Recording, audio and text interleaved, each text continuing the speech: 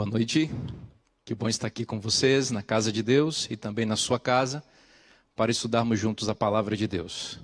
Nessa noite estamos reservando esses momentos, essas horas, para estudarmos os eventos finais. Estamos vivendo momentos solenes na história da humanidade, e esses momentos têm levado a igreja e a sociedade, de forma geral também, à busca do entendimento sobre o que está acontecendo.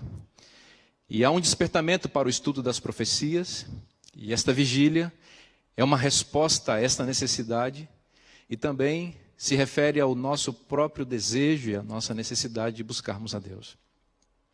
Neste momento, em nosso país e em muitas partes do mundo, milhares de pessoas estão infectadas com um vírus mortal e silencioso, que tem alastrado-se, levando medo às famílias e às pessoas.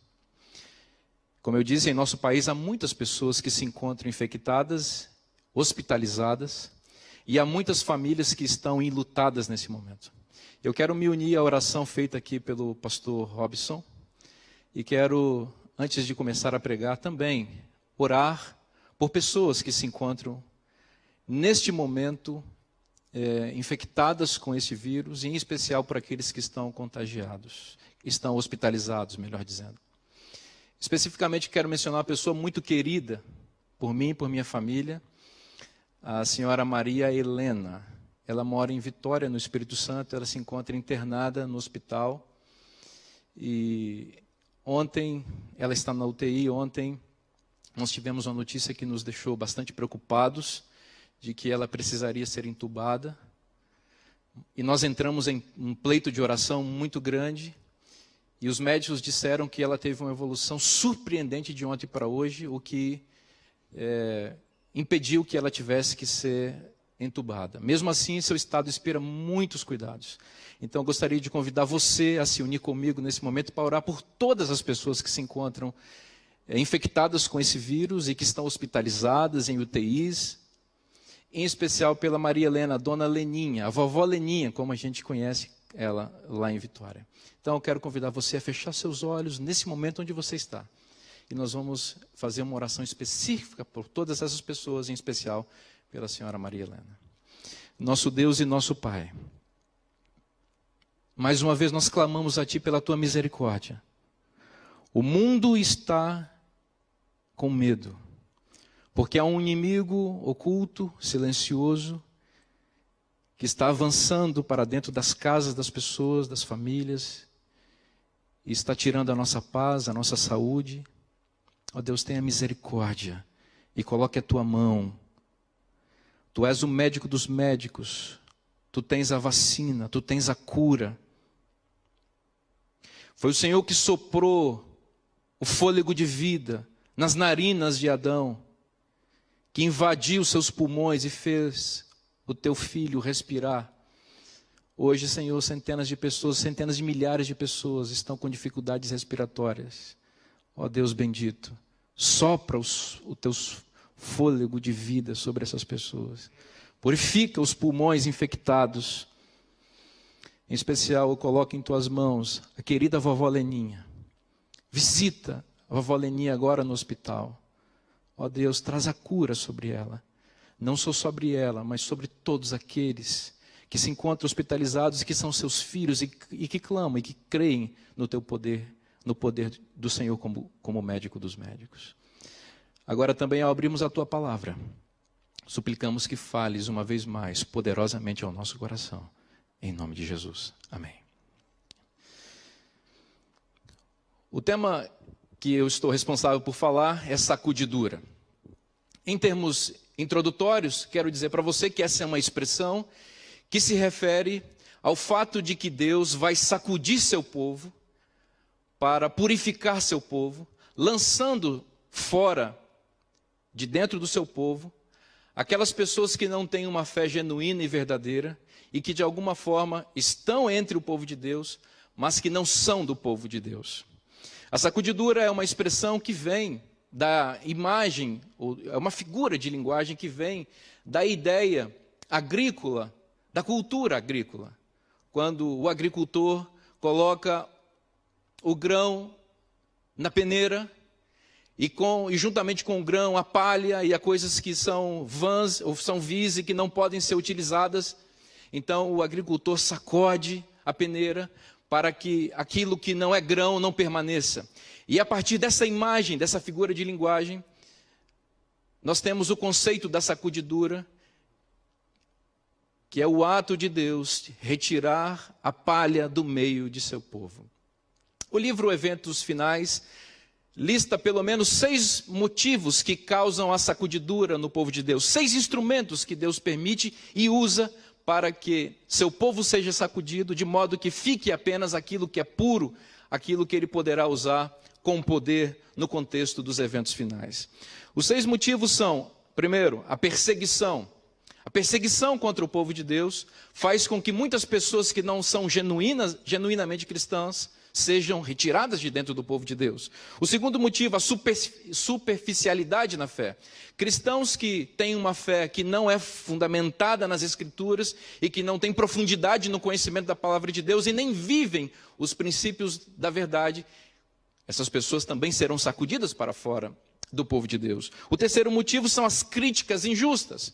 O povo de Deus, ao longo da história, vem sofrendo críticas injustas e mentirosas, e muitas pessoas que não conhecem com profundidade a fé e a doutrina, ao perceber essas críticas avançarem contra o povo de Deus, se sentem envergonhadas, se sentem frustradas e acabam abandonando a fé, deixando na igreja apenas aqueles que conhecem profundamente a doutrina e a fé e que vivem essa doutrina. Um quarto motivo, apresentado pelo livro Eventos Finais, são as falsas doutrinas. Então, heresias, interpretações errôneas das Escrituras, às vezes, invadem ou ameaçam o povo de Deus, e algumas pessoas que não conhecem a palavra de Deus, quando veem essas falsas doutrinas, alguns se associam a elas, e depois percebem o mal que fizeram e acabam se frustrando também e abandonando a igreja de Deus. Falsas doutrinas são um dos motivos que faz com que as pessoas abandonem a igreja de Deus, permitindo que a igreja de Deus fique mais unificada e purificada. Um quinto motivo, a rejeição ao dom profético. A não assimilação e a não crença no dom profético, no espírito de profecia, faz com que muitos abandonem o barco. E o sexto motivo, não necessariamente nesta ordem, aparece lá no livro. Um sexto motivo, e nele quero me deter nesta noite, para que haja a sacudidura entre nós, é uma reação ao testemunho positivo à igreja de Laodiceia, que se encontra registrado no livro de Apocalipse, capítulo 3. Como este motivo é um dos mais centrais e um dos mais importantes, é nele que nós vamos nos concentrar nesta noite. Eu convido você a abrir a palavra de Deus em Apocalipse, capítulo 3, e ler comigo o que se encontra a partir do versículo 14. Apocalipse 3, 14 em diante diz: Ao anjo da igreja em Laodiceia escreve: Estas coisas diz o Amém, a testemunha fiel e verdadeira, o princípio da criação de Deus. Conheço as tuas obras, que nem és frio nem quente. Quem dera fosses frio ou quente. Assim, porque és morno e nem és quente nem frio, estou a ponto de vomitar-te da minha boca. Pois dizes, estou rico e abastado, e não preciso de coisa alguma, e nem sabes que tu és infeliz, sim, miserável, pobre, cego e nu. Aconselho-te que de mim compres ouro refinado pelo fogo para te enriqueceres, vestiduras brancas para te vestires, a fim de que não seja manifesta a vergonha da tua nudez, e colírio para ungires os olhos, a fim de que vejas. Eu repreendo e disciplino a quantos amo, sê pois zeloso e arrepende-te. Eis que estou à porta e bato. Se alguém ouvir a minha voz e abrir a porta, entrarei em sua casa e cearei com ele, e ele comigo. Ao vencedor dar-lhe-ei sentar-se comigo no meu trono, assim como também eu venci e me sentei com meu Pai no seu trono. Quem tem ouvidos, ouça o que o Espírito diz às igrejas. Esta é a palavra do Senhor. É este texto, segundo o livro Eventos Finais, o causador primordial da sacudidura, que vai limpar o povo de Deus da palha e vai permitir que haja um povo remanescente, fiel e puro, que poderá receber a chuva serôdia e com poder proclamará a última mensagem de advertência à terra. A sacudidura é um processo e é um evento ao mesmo tempo. É um processo porque ela já começou e ela vem acontecendo ao longo dos anos à medida que essas causas que mencionei aqui no início, elas vão ocorrendo. Mas ela também é um evento porque a sacudidura, ela vai encontrar seu ponto culminante, o seu auge, quando surgir o decreto dominical. Esta lei que violará a consciência das pessoas e que imporá uma religião ou uma postura religiosa, fará com que alguns professos cristãos, temendo por sua própria vida e temendo por sua subsistência, renunciem à fé, abandonem a igreja e se associem às fileiras da besta ou das bestas e do dragão. Porém, o povo remanescente de Deus, fincado na doutrina e na fé, cheio do Espírito Santo, fortalecido pela esperança nas profecias e na palavra de Deus, permanece fiel e se mantém de pé quando o mundo se ajoelhar diante da imagem da besta. Portanto, a sacudidura é um processo, porque está acontecendo ao longo dos anos, e é um evento, porque vai encontrar seu ponto culminante quando ocorrer o decreto dominical. Este texto de Apocalipse 3, ele, como eu disse, é um dos principais motivos para causar a sacudidura, e eu quero meditar com vocês em alguns pontos dele. Veja o que diz o versículo 14, aliás, o versículo 14 mesmo, quando Jesus, que é o autor dessa carta, o autor dessa mensagem, ele se identifica, ele diz: eu sou o Amém, a testemunha fiel e verdadeira, o princípio da criação de Deus. Com essas expressões, Jesus assume seu papel de verdadeiro, assume seu papel de onisciente, assume seu papel de palavra poderosa que gera vida. Jesus assume seu papel de conhecimento profundo a respeito da nossa vida e da nossa condição. Quando ele diz, eu sou o Amém, ele diz, a minha palavra deve ser confirmada. Quando ele diz, eu sou a testemunha fiel e verdadeira, ele está dizendo, eu vi coisas, eu vejo coisas e pronuncio um testemunho que é verdade, que é verdadeiro e que deve ser digno de confiança. E você deveria ouvir. Quando ele diz, eu sou o princípio da criação de Deus, ele está se referindo ao princípio fundador da vida ou da existência no universo. Todas as coisas vieram à existência pelo intercurso da palavra poderosa de Jesus Cristo. A palavra de Jesus invadiu o caos desse mundo e gerou vida aqui. Diz o Gênesis, e disse Deus, haja luz. E houve luz, porque quando Deus fala, o que não existe vem à existência. Então, quando Jesus remonta ou se refere a esse poder, o poder da palavra, ele está dizendo, o que eu vou falar aqui é poderoso e sacudirá a sua vida, sacudirá a igreja. O que eu vou falar hoje tem potencial de mudar a rota da sua vida, de mover seu destino. Se você prestar atenção no que esse texto tem a dizer, porque esse texto foi escrito e pronunciado pela palavra poderosa de Deus, o princípio da criação. Esse texto vai purificar a sua vida e vai purificar a igreja. É assim que Jesus se apresenta com a carta que muda os rumos da igreja. Ele diz no versículo 15, conheço as tuas obras. Jesus sabe quem é você. Ele sabe não só o que você faz, mas o que você é. Ele conhece os motivos mais profundos do seu coração. Ele não faz uma análise superficial sobre você, baseado na epiderme, nas aparências, naquilo que você revela nos seus relacionamentos sociais. Jesus conhece você por dentro. Por isso ele tem poder. Por isso ele pode diagnosticar a sua condição e dar a você o remédio certo para livrar você deste vírus, dessa pandemia chamada pecado que infectou o mundo e que vem tirando a nossa capacidade de respirar o ar puro do céu. Eu conheço você. E ele diz, conheço as tuas obras, que nem és frio e nem quente. Quem dera fosses frio ou quente. Aqui nós temos uma imagem interessante. Quem dera fosses frio ou quente. Esta imagem aqui, ela é retirada do contexto geográfico da cidade de Laodiceia. Laodiceia era uma cidade rica, poderosa, porém ela tinha um problema estrutural básico. Laodiceia foi construída num local que não havia fonte de águas. Os ricos e poderosos laodiceanos, então, propuseram uma estratégia para abastecimento de água na cidade. Havia duas cidades próximas, Hierápolis e Colossos. Dessas cidades, então, Laodiceia captava a água que abastecia toda a sua população.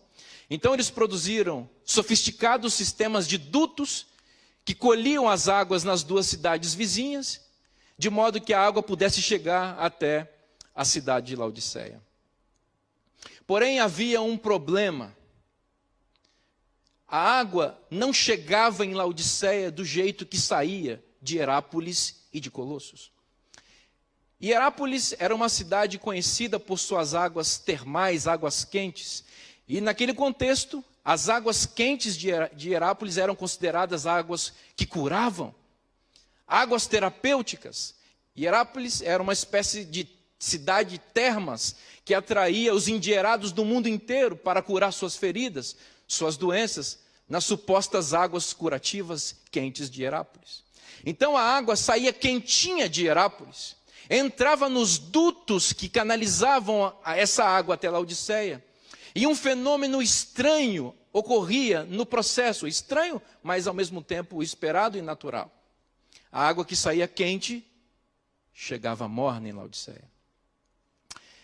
Laodiceia também captava água gelada para consumo, para beber, de Colossos. E a água saía geladinha das fontes lá de Colossos. E ela ficava morna quando chegava a Laodiceia. Observe que o texto identifica um problema com a igreja de Laodiceia, e esse problema, ele é ilustrado a partir de uma realidade contextual e geográfica da cidade de Laodiceia. Conheço as tuas obras, que nem és frio e nem és quente. Eu confesso que fiquei um pouco impressionado com esse texto quando me deparei com ele logo no início, quando comecei a estudá-lo, especialmente porque as interpretações tradicionais a respeito desse texto eram mais ou menos a seguinte: olha, ser quente é coisa boa, mas ser frio é coisa ruim. Correto? A princípio. E a explicação era: o cristão quente é o cristão fervoroso, e o cristão frio é o cristão que morreu na fé. Porém, à luz do contexto de Laodiceia, a gente percebe que essa interpretação não parece a melhor. A água quente, sim, é coisa boa.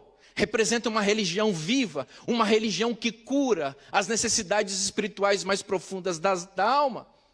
Muitas pessoas procuram a fé e a igreja doentes, cancerosas espiritualmente, e vêm em busca de nossos cultos, de nossas igrejas, em busca de cura para os problemas mais profundos da existência.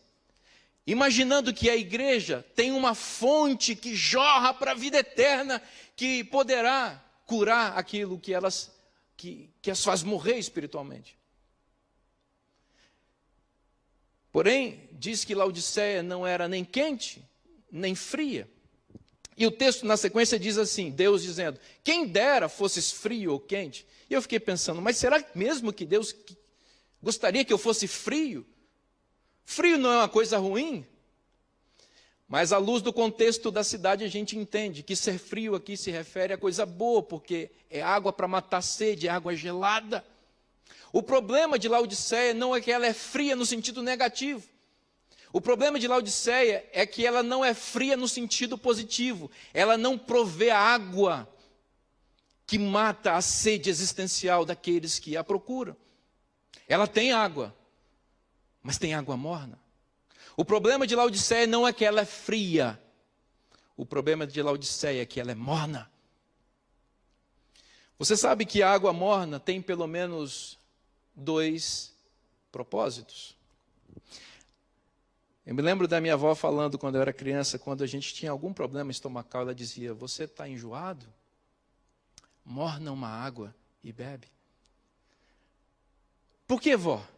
Porque a água morna ajuda a vomitar. Bota para fora o que você tem aí que não deveria estar aí dentro. Segundo motivo, ou segundo propósito de uma água morna, é relaxar. Coisa boa é você chegar em casa depois de um dia de trabalho, cansado, e poder ligar o chuveiro na água morna e relaxar. Água morna, portanto, ajuda a vomitar, conforme a indicação da minha avózinha, e ajuda a relaxar. Veja que é exatamente isso que o texto parece indicar que está acontecendo com Laodiceia. Laodiceia tem água espiritual para oferecer às pessoas, mas não é água quente que cura as enfermidades espirituais daqueles que a procuram. Nem água fria que mata a sede espiritual das pessoas, mas é uma água morna que causa náuseas em Deus. E é uma água morna que faz as pessoas relaxarem em sua condição pecaminosa. As pessoas nos procuram querendo salvação, e o que nós oferecemos para elas é um cristianismo muitas vezes mais ou menos. Nós viralizamos uma religião que não se aprofunda nos recônditos mais amplos da alma. E nós vamos criando uma sensação de que nós podemos ser cristãos médios, quando a expectativa e o desejo de Deus é que nós sejamos cristãos profundos, tanto em conhecimento da palavra de Deus, quanto em vivência desses ensinos. As pessoas vêm cancerosas espirituais aqui, e nós oferecemos água morna para elas, dizemos: relaxa, fica tranquila, curte o louvor. Não precisa ser tão radical assim, calma. É todo mundo assim mesmo, é todo mundo pecador, e somos todos pecadores, é verdade. Mas minimizamos o poder da influência do Espírito Santo que avança sobre nossa vida, sob nossa permissão, para retirar as impurezas do pecado e nos purificar dele, limpar nossa vida, para limpar também a igreja.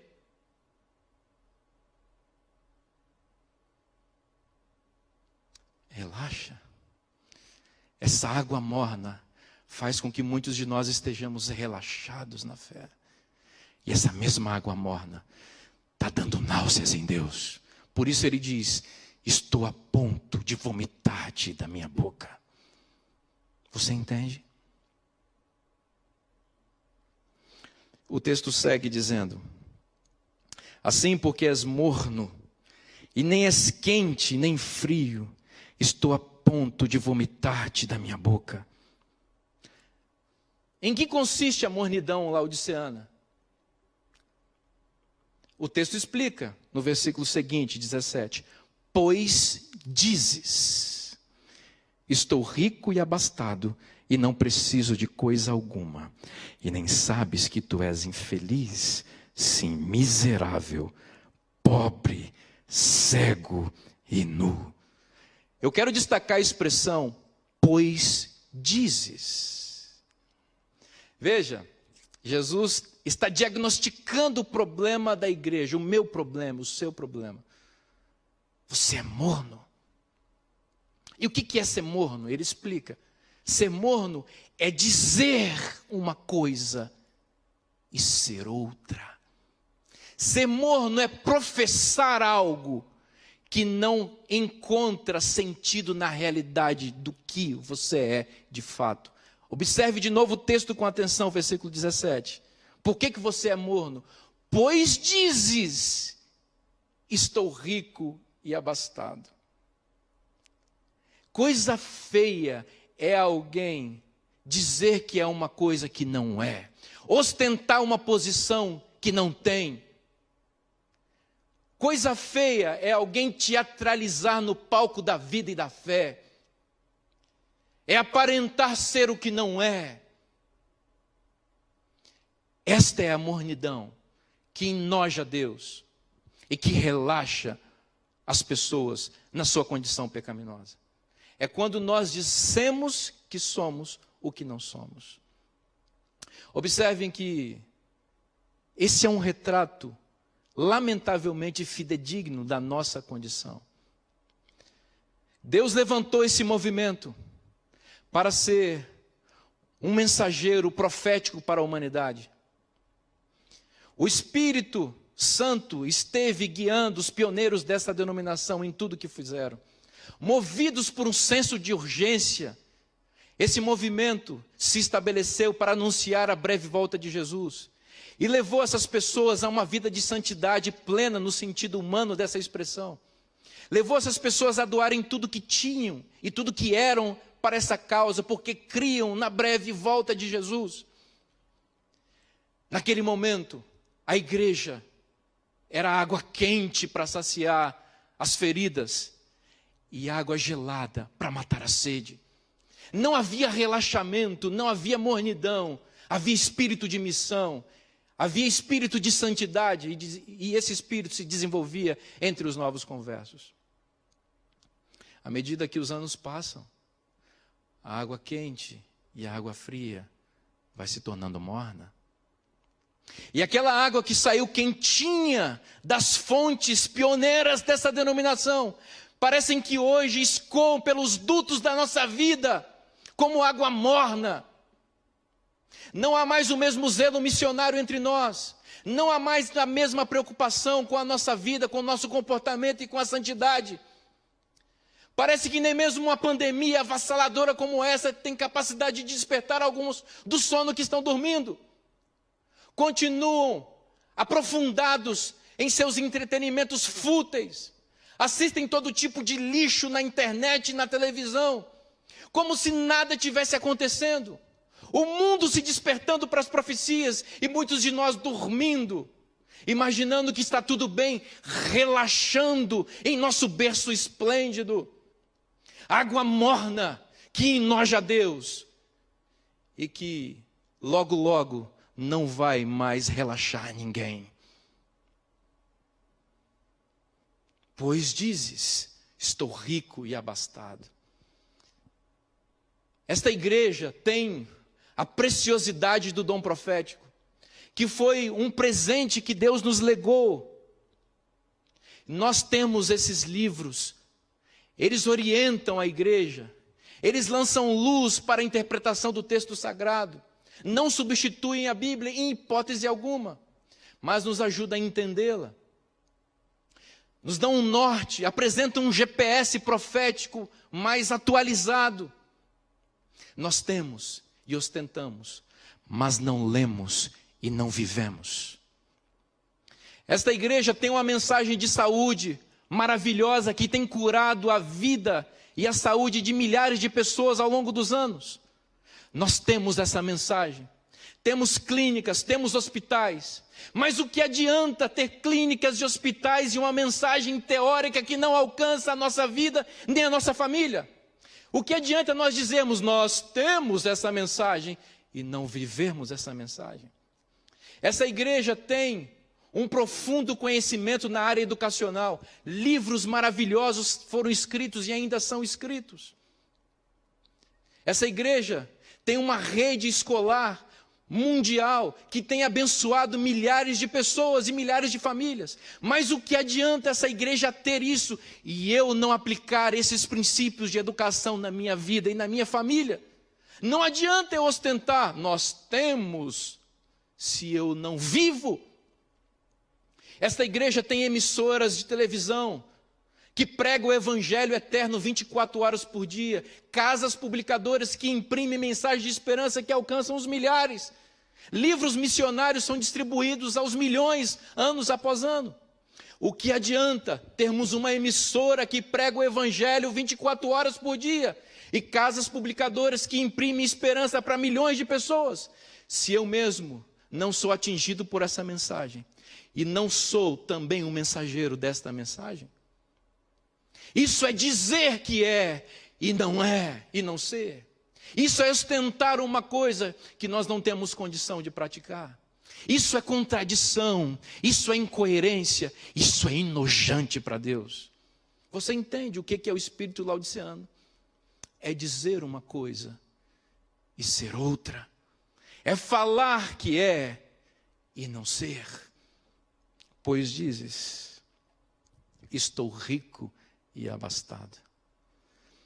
Meu nome está no livro da igreja. Estou salvo. Estou rico. Meu nome está no livro. Faço parte do povo remanescente. Não adianta você ter uma relação formal com a igreja. Isso não vai salvar você. Isso está anestesiando você. É preciso que a sua relação com Deus avance para os níveis formais e se aprofunde numa experiência real e verdadeira e poderosa na fé. Uma fé que se sustente mesmo quando as igrejas não podem ser abertas. Quando o pastor não pode mais tutelar a sua fé, que não pode mais ler a Bíblia para você porque você mesmo não lê. É nesses momentos que uma fé genuína aparece, em que o verdadeiro povo de Deus brota. Um povo de Deus que é fiel, sem que ninguém precise estimular você à fidelidade, porque você está debaixo da influência do Espírito Santo. Você entende o que é ser cristão de verdade? O que é permanecer na peneira e como se faz para permanecer na peneira? Pois dizes, estou rico e abastado, e não sabes que tu és infeliz, sim, miserável, pobre, cego e nu. Versículo 18 diz assim: aconselho-te que de mim compres ouro refinado para te enriqueceres, vestiduras brancas para te vestires, a fim de que não seja manifesta a vergonha da tua nudez, e colírio para ungires os olhos, a fim de que vejas. Aconselho-te que compres ouro refinado. Comprar com quê? Com que dinheiro espiritual você vai comprar?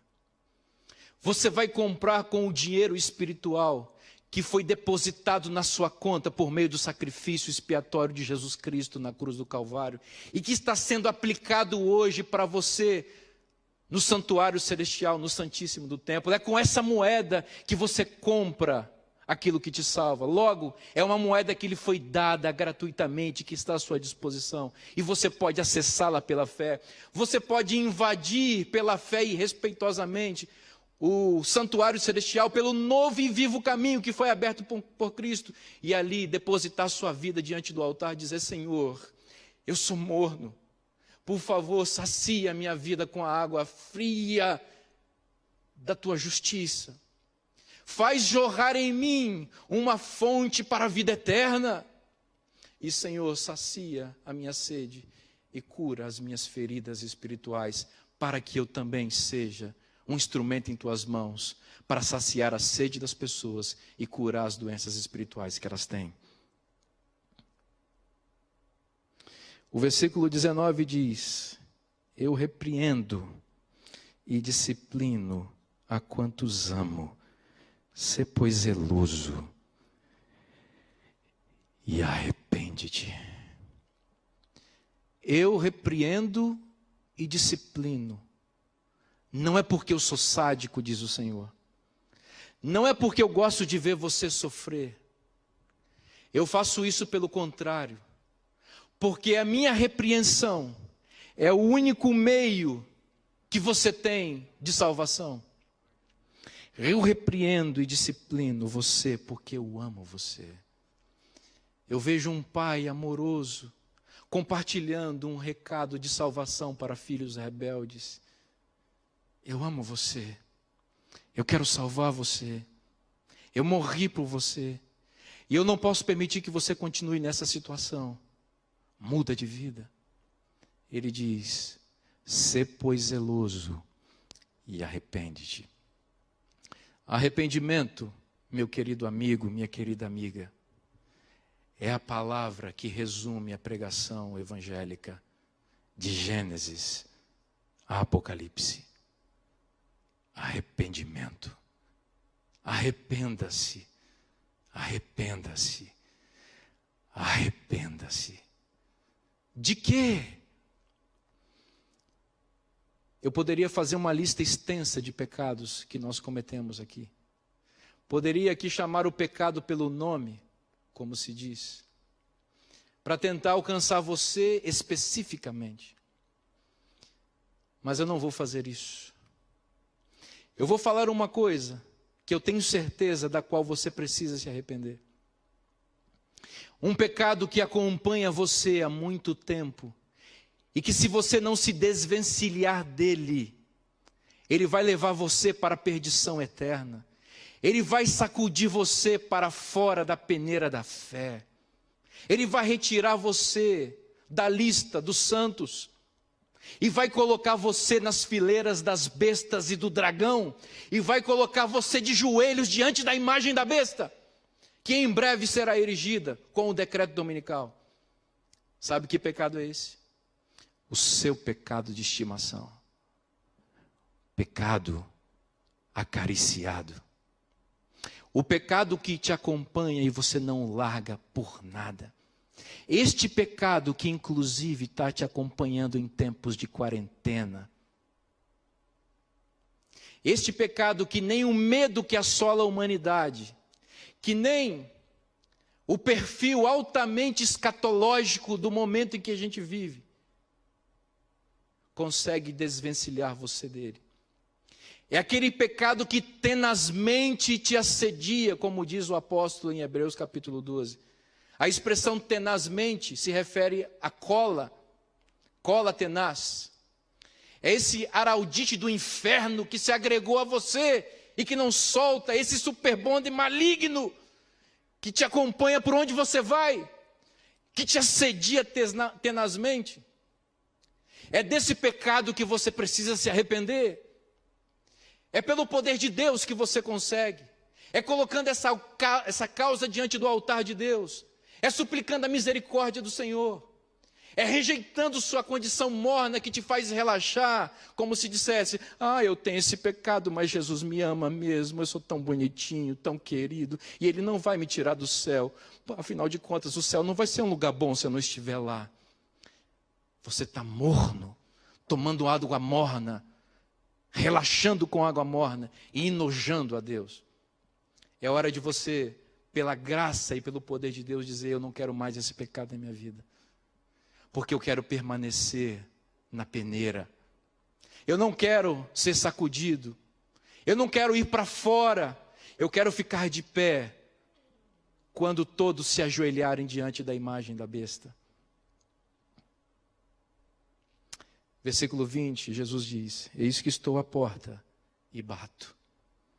Se alguém ouvir a minha voz e abrir a porta, entrarei em sua casa e cearei com ele e ele comigo.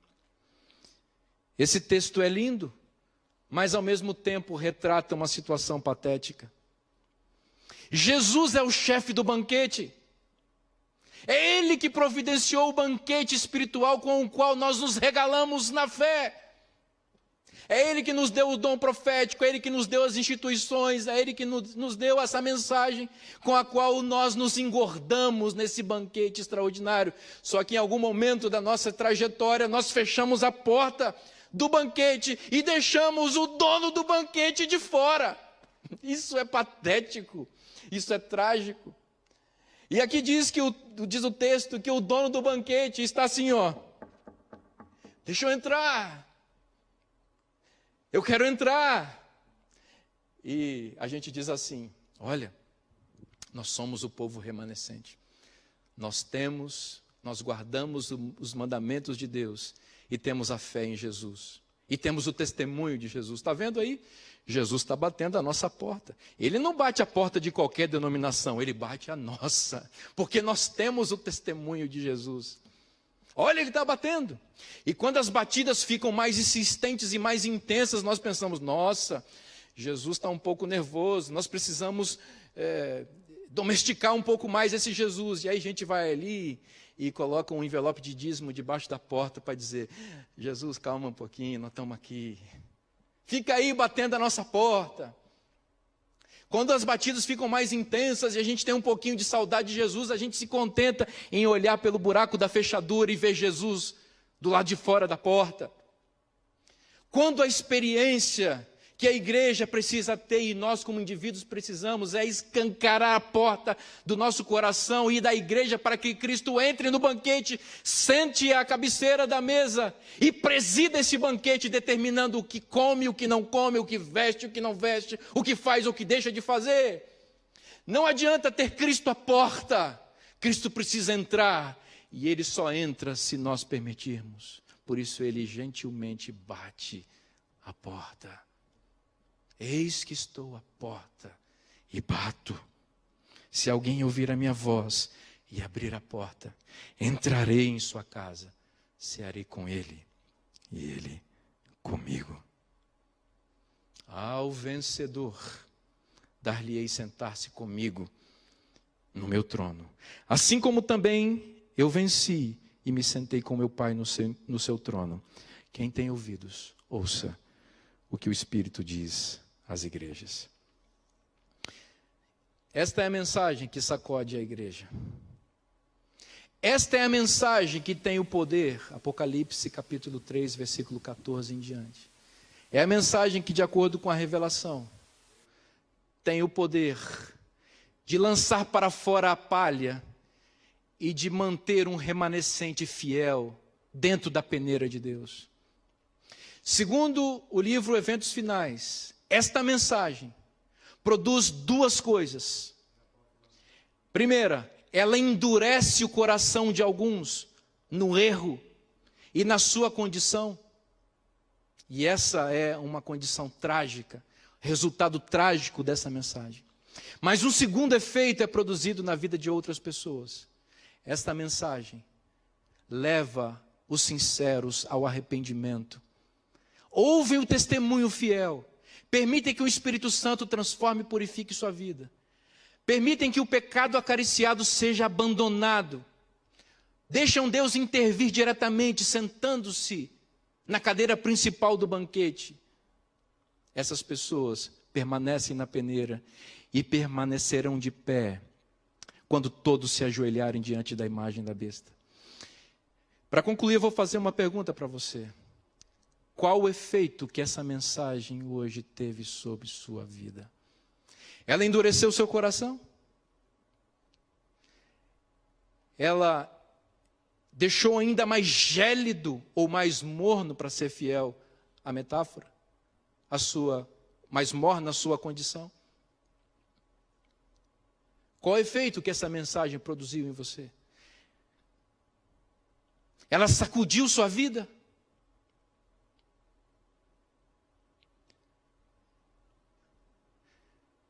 Essa mensagem te deixou mais morno?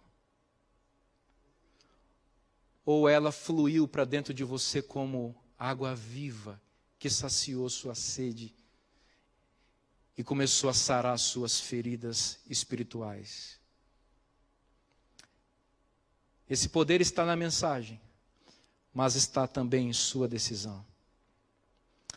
Jesus está à porta, está batendo. Abre hoje. Ouça seu conselho. Permita que Ele dirija e presida a sua vida. Assimile seus valores, os valores do reino de Deus, para que você se torne um vencedor e se sente no trono, como Jesus já se sentou. Esta é uma mensagem do Espírito Santo para você. Se você tem ouvido, ouça e permita que esta mensagem transforme sua vida e que não tire você de dentro do povo remanescente de Deus. Se você deseja permanecer fiel e não ser sacudido para fora, e ouviu essa mensagem como um antídoto divino para a sua condição espiritual, convido você, onde você está, a fechar seus olhos e levar um clamor ao nosso Deus. Nosso Deus e nosso Pai, nós ouvimos o teu conselho nesta noite. Ele é duro, ele é severo, Ele arregimenta as profundezas da nossa alma. Porque Ele invade a nossa existência e desnuda quem nós somos, porque Tu nos conheces. Conhece as nossas obras, os nossos motivos, sabes das nossas contradições, pois dizemos que somos o que não somos, ostentamos uma condição que não merecemos. Ó Deus bendito, nos perdoa por isso. Sacia nossa vida com a água fria, gelada, que sai do Teu trono. E cura as nossas enfermidades espirituais com o bálsamo de Gileade, água quente que cura e transforma. Não queremos ficar relaxados numa condição pecaminosa ou na condição pecaminosa que estamos. Queremos transformação, porque não queremos ser sacudidos, queremos permanecer ao Teu lado. Quando o mundo se ajoelhar diante da imagem da besta, nós ficaremos de pé, fiéis à Tua palavra. Nós te pedimos essas bênçãos, em nome de Jesus. Amém.